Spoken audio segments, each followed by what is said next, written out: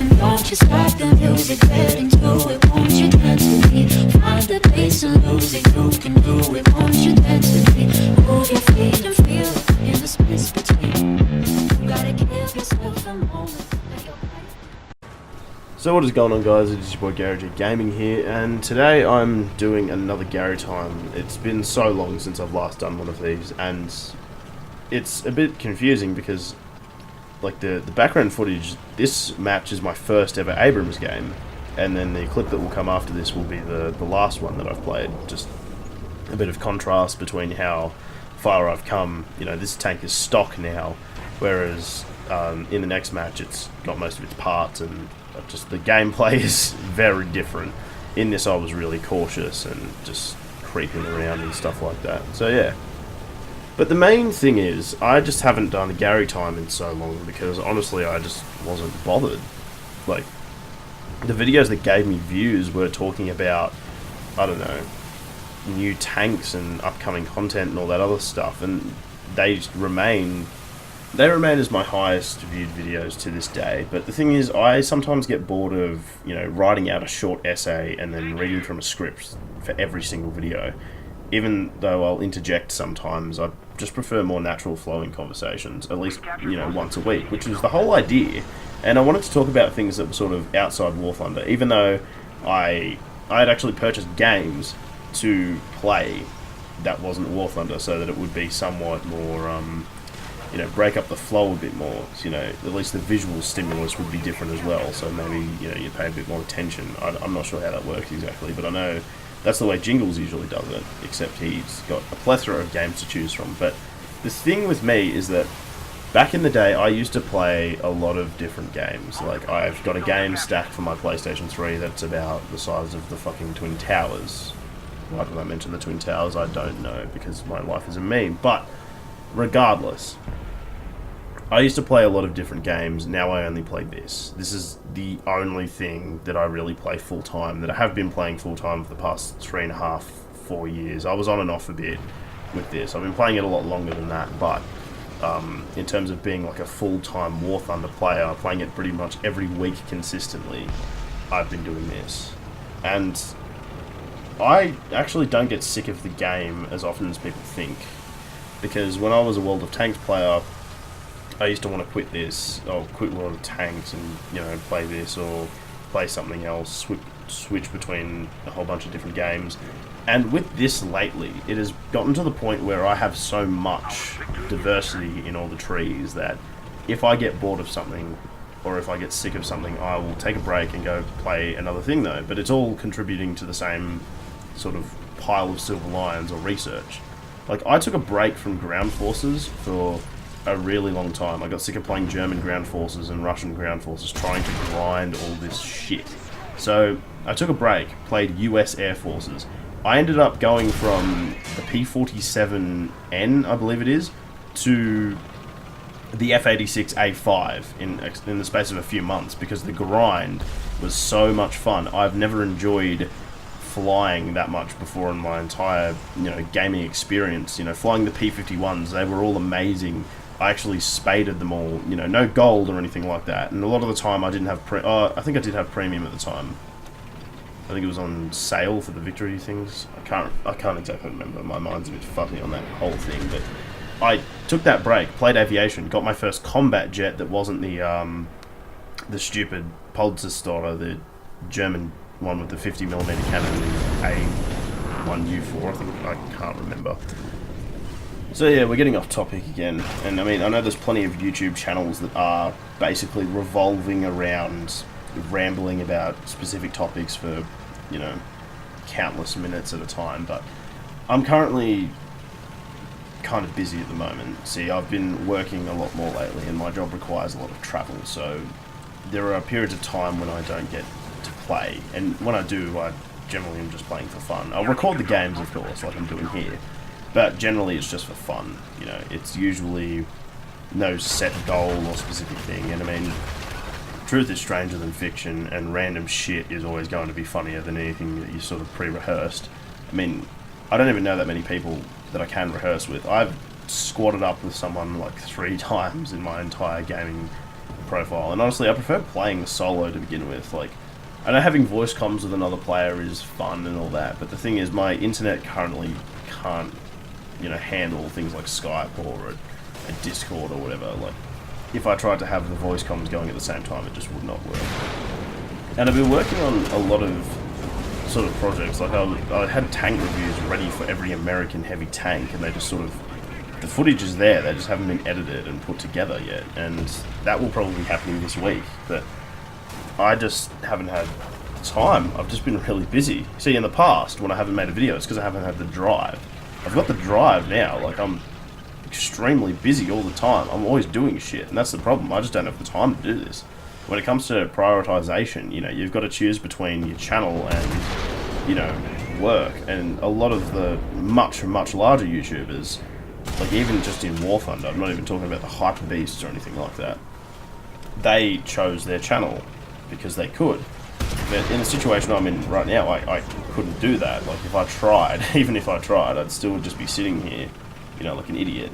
And, you pump all this effort into something, and it's amazing seeing it grow. Like, I've loved seeing my channel grow from nothing. Like, I remember when I uploaded my first videos, seriously, and just watching no views. And now whenever I post something, it immediately starts getting traction and views, and I really love seeing a community build around the content that I create. I just wish I had more interaction with the other community members, like, because I'm so isolated over here, and I'm not really well known among everyone else either, so, why would I? I've done nothing to deserve it. I'm just hoping to earn, enough recognition so that I can become part of the community, because that was my main goal always, to become part of the War Thunder community. Someone you could, like, recognize immediately and be like, oh, that's that guy. And I don't want to be the best or anything like that. I'm clearly never going to be the best at War Thunder. There are people who train for hours every day just so that they can, dogfight. And that to me is incredible, the amount of dedication required for that. Me, I just want to be good enough. That's the thing. I want to be good enough, like, at the game where I'm not completely dog shit, because some people can play games, be bad at them, and they can be funny. I don't think I'm funny enough for that kind of thing, to be honest. I think that to even have a slight amount of attraction to my channel, I'd have to be at least proficient at the game, like, enough to be able to do things that would impress people, make people go, holy shit, that's actually pretty cool.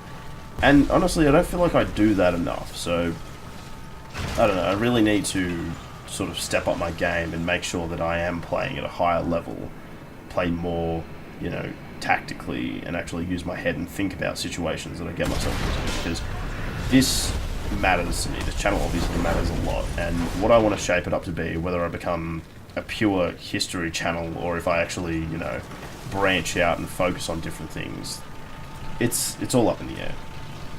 But at the end of the day, I do want to, try at least everything once. So, making cool montages and shit like that, I've always found them cool. Making historical videos, I've done that. Making cool cinematic videos, set to music and things like that, that's something I'm yet to try, because on PS4 the replay system is the same as PC, but some features don't. It's just not optimized. It really isn't. And obviously, there's a lot of different stuff that I wanted to do. Like, I didn't really want to become a news channel or anything like that, but, there's all these different ideas out there, and we all like to borrow from each other. So, I'd always wanted to keep up to date with the content, make sure, like, the dev blog. So someone asked me, will I be making videos on the dev blogs? And the answer is, of course, I will always make videos on the dev blogs, because I'd like to, share my opinion on what they're like. However, I'm going to try, if I can do it, like, the hour it's released, I can, but a lot of the time I'm going to be busy, so I can't physically make the content. That's why I do the dev blogs in chunks, because I'll sit there, take all the pictures, edit them, read the dev blog out, and then give my opinions on it. Like, so the P40F, or the, I think it's the P40F, the new one with the better engine or something like that. It looks pretty cool, but I'm not gonna go head over heels over something like that, because it's a lower tier aircraft, and I've already got, a lot of the planes that I enjoy in the US line are the ones that I play consistently, and I don't really like the P40s just because they're, I don't know, there's something about them. I've always preferred, like, I like early Spitfires, and things like that. I prefer early BF-109s to the later ones, because the later ones have to fight the worst opponents, and they really don't impress me as much. So I do like my earlier aviation, but the P40 has never done it for me as a plane, so I'll definitely do a devlog on it, and it is interesting to see the way they developed the aircraft, but I don't know until then. And then, of course, there's all the speculation about what's coming out next patch. So, if you're going to get a baseline, basically the Type 90 is essentially a Japanese Leopard. I mean, it is completely indigenous, but they're going to play in a very similar manner. So, I see the game sort of introducing the T-80, which was meant to be... Well, it wasn't meant to be a Soviet Abrams, but they found themselves facing off against each other sort of across the board, and it was like, well, that's what their tank can do, that's what ours can do, and it's sort of, they came to a similar conclusion about the mobility on these sort of third generation MBTs, if they are even third generation, or are they second generation, I can't remember. But the thing is, the Germans will definitely be getting a production Leopard. It will have good protection. The T-80 will be coming into the game, and that thing has the T-64B's turret. It will have good protection. Whatever version of the Abrams they add next is going to basically shit on, in like the current Abrams that we have in the game has around about 400 to 440 millimeters of kinetic protection on the turret, and then about 650 of chemical. There are many versions of the Abrams which shit on that hard. There is a version called the M1 IP, which means improved performance, or I think. That thing's line of sight turret thickness is 880 millimeters. Now, I think that is chemical, but still, you've got to remember, like, if that's the chemical protection on this tank, that will be better than the Challenger 1 that we currently have in the game. So, to me, that is insane. Like, that is insanely good protection for a tank. So I think that we're going to get to a point where, you know, currently a lot of tanks can sort of disable guns, pen other tanks through the turret, where this next generation of tanks is going to be fucking untouchable, you know, because the DU round on the Abrams can, like, the M833 or whatever it's called, can go through 470 millimeters at 60 degrees at 2 kilometers away, sure thing. And I'm sure whatever rounds are on the DU, like, all the APFSDS rounds that are fired out of the M256, they're all depleted uranium rounds. There's no tungsten APFSDS or anything like that. So they're all going to be very dense, very high penetration rounds. And, you know, it's going to get to a point where there might be one or two tanks that can actually punch through the hulls and turret fronts. Well, look, essentially next patch, I reckon that all the tanks that are in the game, whatever sections of composite armor they're going to have, I reckon that most of the tanks will not be able to penetrate each other from the front, and they're going to have to aim for the sides, or hatches, or sights, or gun barrels and weak spots and other shit like that. You're going to have to do the whole disable then kill thing.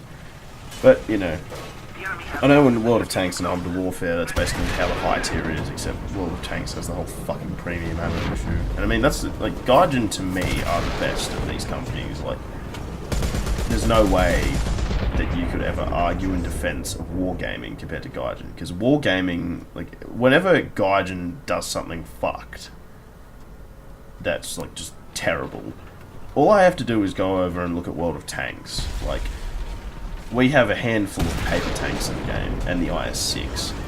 Go look at the fucking Russian tank destroyers which they're introducing into World of Tanks. They are just completely fucked. Like, they are disgustingly, you know, it's literally just tanks that are designed to eat premium ammo. You know, I'll always appreciate Gaijin for having some level of accuracy in the game, so, yeah. Well, anyway, I've been rambling on too long now. Hope you guys have enjoyed. It's been your boy Gary G Gaming, and I will catch you guys next time.